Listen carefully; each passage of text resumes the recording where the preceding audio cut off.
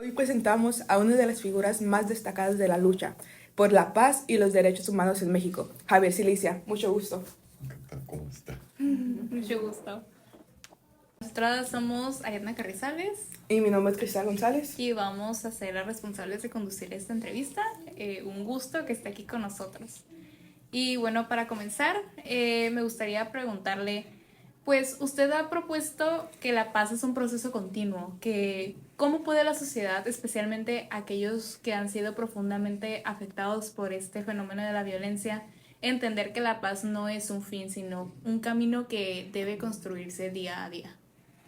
Pues es eso, si uno baja la guardia, si no pone como una realidad presente la violencia, pues inmediatamente surge, se pierde la paz. No sé si me explico, porque la violencia siempre está. ¿Cómo bajamos los índices de la violencia si no es manteniendo siempre una presión constante, sobre todo las organizaciones sociales, y en particular, para hablar de México, las organizaciones de víctimas, ¿no?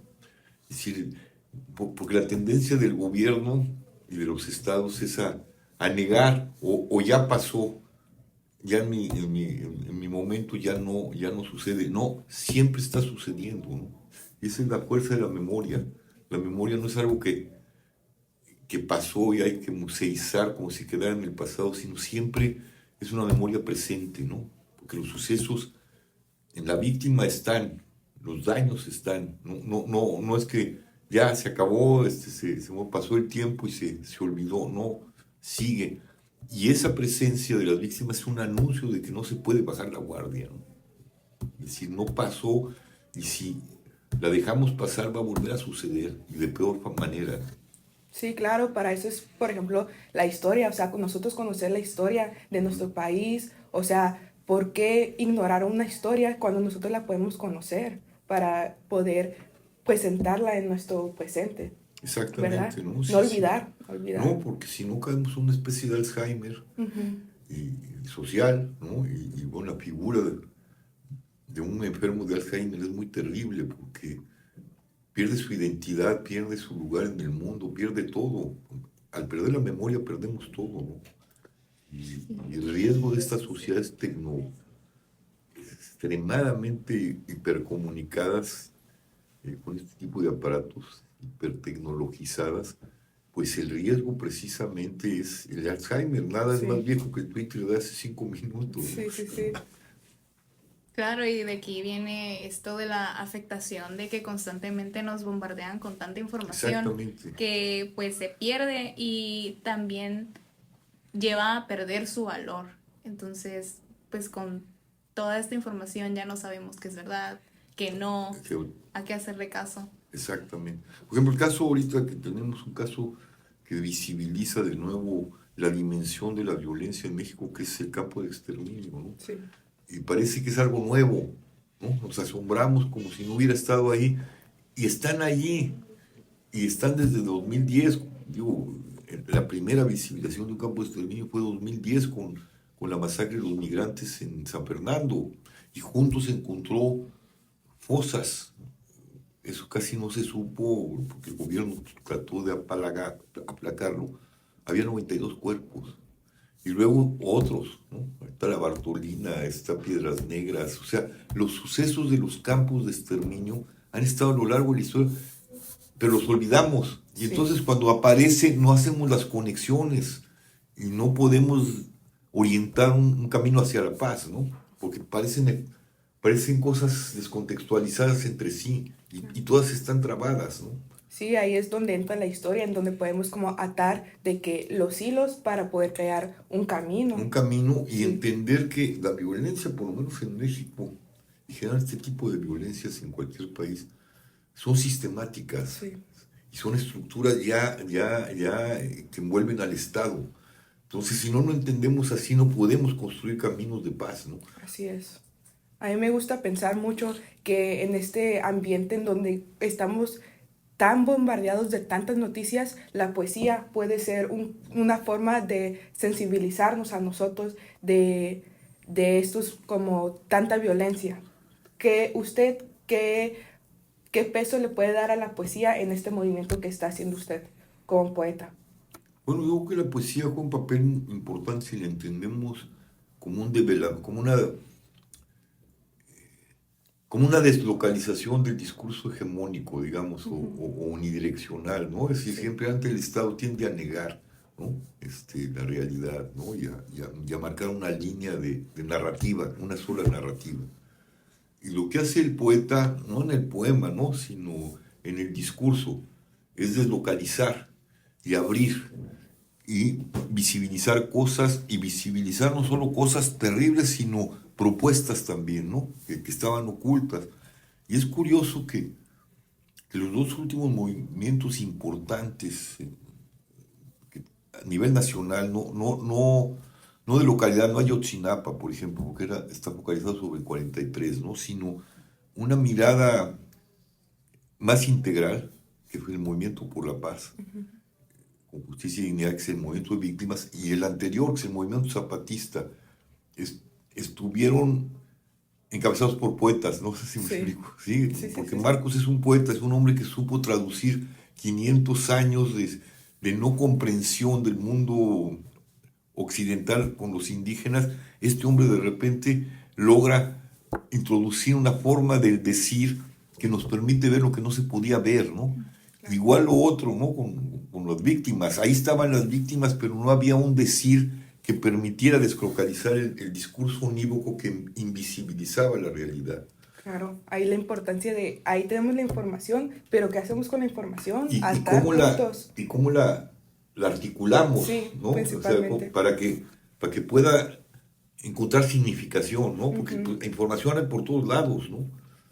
Pero darle el enfoque que se necesita a esa Exacto. información, ocupamos esas personas que nos guíen, porque nosotros tenemos la información, pero ¿qué hacemos con la información? Exactamente, hay que Sí. elaborarla, hay que reflexionarla y hay que tamizarla para romper el discurso hegemónico, la narrativa hegemónica, ¿no? Sí. Hay otra narrativa que está oculta. Y muchas personas solamente lo ven como palabras porque pues el mundo está hecho de palabras. La cosa es que cómo las podemos percibir. También muchas personas no se dan cuenta que viene esto de la introspección, del entenderlo, de un movimiento social, de qué es lo que se puede lograr, porque muchas personas se quedan en ¿para qué hablo? Si se van a quedar las cosas de la misma manera. Que aquí es donde tienen un papel muy importante los activistas, Sí. que nos guían, nos hacen concientizarnos de sí, sí podemos hablar y sí se nos va a hacer caso. Y pues también nos gustaría preguntarle cómo cree que estos movimientos sociales como el movimiento de la paz con justicia y dignidad pueden influir, o si de verdad pueden influir en las políticas internacionales de paz y seguridad, incluyendo México, especialmente en los contextos de conflicto como el que enfrentó México durante la guerra contra las drogas.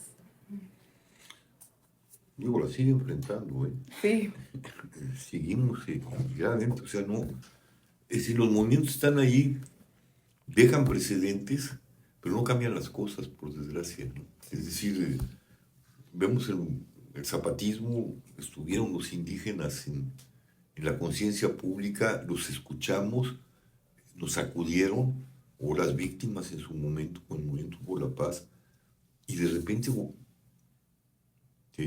se borraron, no sé si me explico, se borraron de la conciencia pública y de los logros que se habían hecho. Pongo el Movimiento por la Paz, que es el que estamos hablando más cercanamente, yo estoy directamente implicado con eso. Se logran conquistas, las víctimas por fin hablan y se les escucha, ¿no? Tienen rostros y tienen historias. De ahí se desprende un apoyo y una presión de la sociedad, porque sin la presión de la sociedad no hay mucho, ¿no?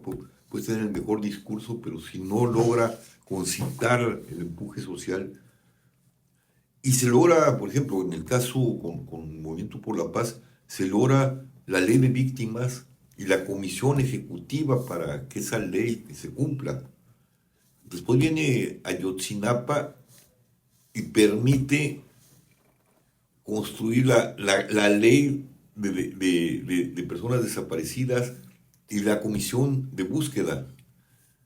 Ahí están esos aparatos, están muy bien armados, pero llega el Estado Y si ya deja haber presión social, digo, porque hay presión de las víctimas, pero si no hay presión social, en el sentido amplio de la palabra, el gobierno inmediatamente las digiere, las vomita, se las vuelve a tragar y las destruye. O sea, si tú volteas, ahorita, digo, salió Carla Quintana de búsqueda precisamente porque les quisieron torcer toda la base de datos y rebajar el número de desapariciones, ¿no? La ley de víctimas le quitaron su fideicomiso, el sistema no funciona, se vuelve una ventanilla para mantener a las víctimas dándoles dinero, Sí. ¿no? Y todo se deslegitima y se pierde, pero quedan como antecedentes, ¿no? Sí. Es decir, la fuerza de los movimientos no resuelven las cosas, pero van dando pasos que permiten que después vuelvan a articularse y avanzar, ¿no? Ujú. Pero en el fondo son grandes fracasos, ¿no? Sí. Porque yo me acuerdo con el movimiento, cuando salimos, estoy hablando de 14 años, ¿no? 2011, había 40,000 muertos.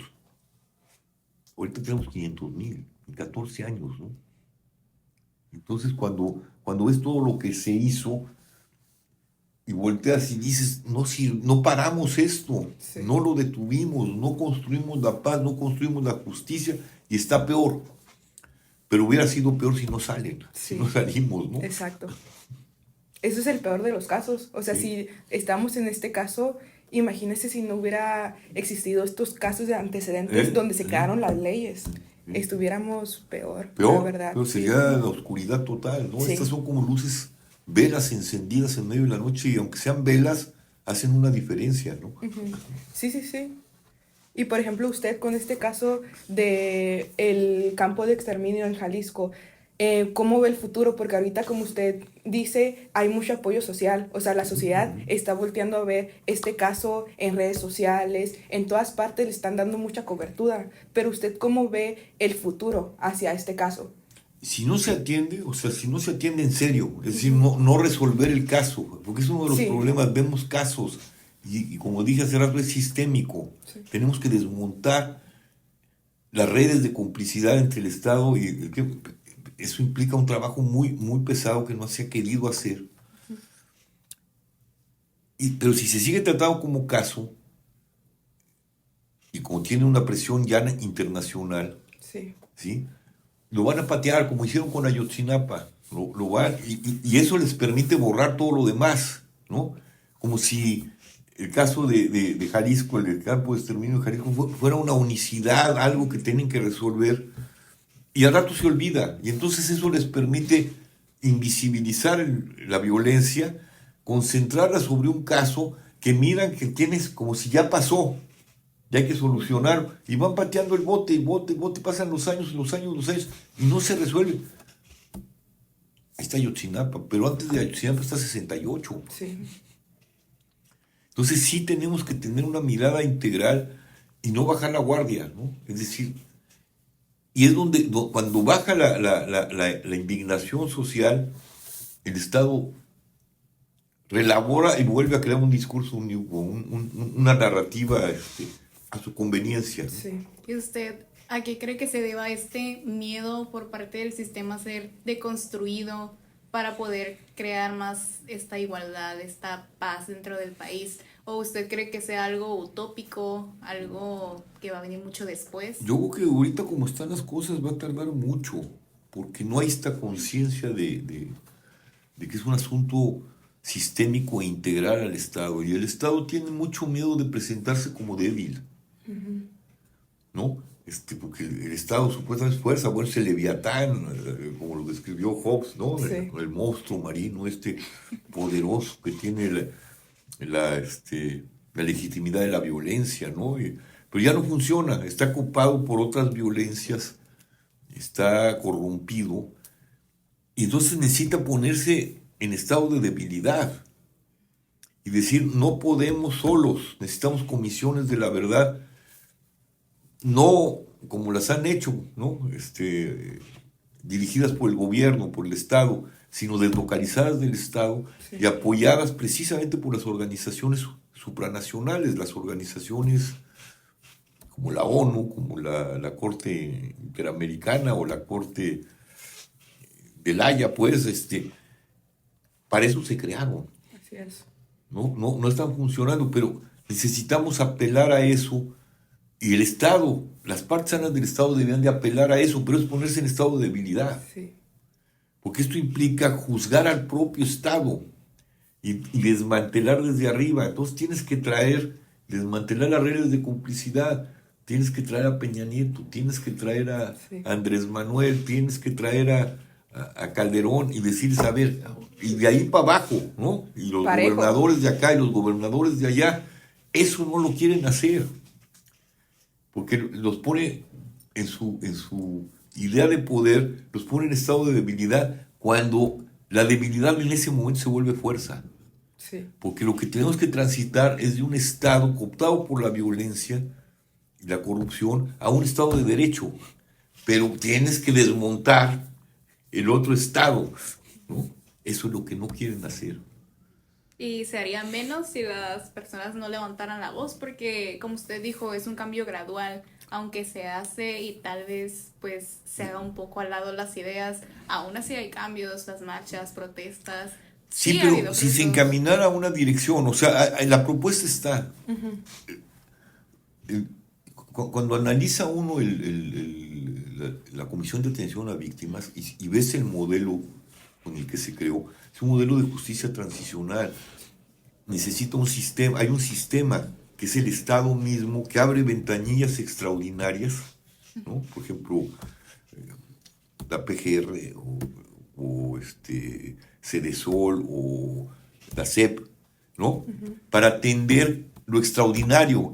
Son instituciones que se crearon para atender lo extraordinario.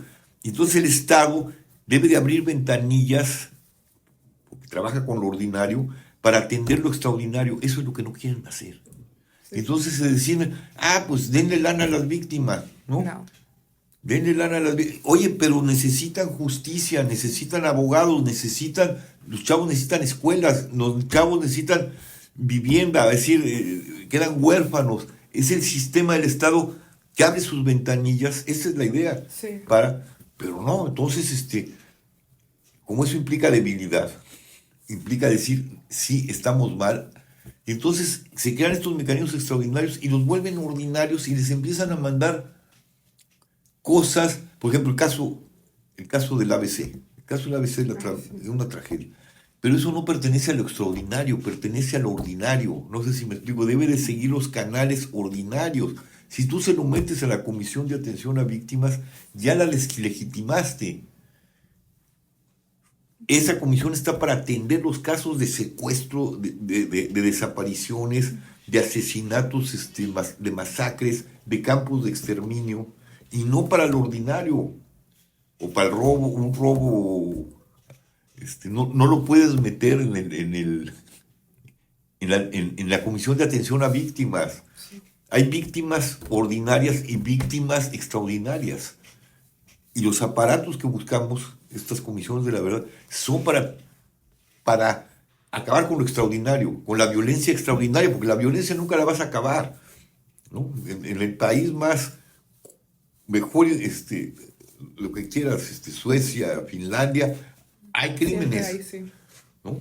Pero están acotados y para eso están sus instituciones ordinarias para resolver sus problemas. Sí. Digo, y hay casos graves, pero son aislados, no como ahorita, no son sistemáticos, como el de la señora ahí en Francia, que resulta que el marido la regenteaba y la drogaba, ¿no? Es un caso terrible, pero pertenece al orden del ordinario, no sé si me explico, porque no es un caso sistémico, Sí. no suceden, no hay 10 mujeres o 100 mujeres que están padeciendo lo mismo. Cuando empiezan a padecer lo mismo, se vuelve extraordinario y hay que atacarlo de otra manera. Claro, clasificarlo como es y no Exactamente. desmeritarlo a algo más bajo, una categoría más baja. Ajá. No, ponerle el nombre Sí. y ponerle la fecha, y aplicarle las herramientas que, como usted dice, se han logrado a lo largo de la historia. Sí, por ejemplo, aquí hay que catalogar lo que nos está sucediendo no como delitos, No. eso pertenece al ordinario, como crímenes contra la humanidad. Sí. Ya tiene esa categoría. Y entonces, cuando tú catalogas con crímenes contra la humanidad, y los demuestras, ¿no? Además hay formas de demostrarlo. Entonces la ONU tiene que entrar, Sí. irremediablemente. Para eso se crearon. Para cuando los estados salen de los límites, estas famosas soberanías, ¿no? Que llevaron al nazismo, que nos están llevando, digo, cuando Claudia Sheinbaum dice, vamos a proteger la soberanía, habría que preguntarle, ¿cuál soberanía? Ya la perdiste, tienes crímenes de lesa humanidad aquí. Sí. Entonces, lo que tendría que decir es, sí, tenemos crímenes de lesa humanidad, necesitamos el apoyo de afuera, porque ya no somos capaces de contener este desastre, ¿no? Reconocer la Primero hay que debilidad. reconocer la dimensión de la tragedia, la dimensión de la violencia que estamos viviendo, ¿no? Cosa que no han querido, por eso lo aíslan, son delitos, ¿no? Ay, campo de exterminio, como si fuera una cosita así Algo rara, ordinario, sí. ¿no? Como el caso de la señora que violentaba a su marido. Pues si hubiera un campo de exterminio, dices, está bien, aquí hay algo raro, pero cuando es sistemático, cuando tienes campos de exterminio desde 2010, y se repite el patrón, y se repite el patrón, y se repite el patrón, dice, aquí hay algo que ya no está funcionando. Sí, pues desgraciadamente este tema de la violencia pues ha incrementado cuando en realidad debería haber disminuido. Su perspectiva es muy amplia, es muy interesante. Creo que hablo por Cristal también, que muchas cosas tal vez no las veíamos de algo tan profundo. Pues muchas gracias por compartirnos sus ideas. Claro, gracias a ustedes. Totalmente llenas de información salimos de aquí. Le agradecemos su tiempo, el tiempo que estuvo aquí, y damos por terminada esta entrevista. Muchas gracias. Muchísimas gracias. Un gusto. Igualmente. Un gusto, de verdad. Qué bueno que están haciendo este Sí, sí. tipo de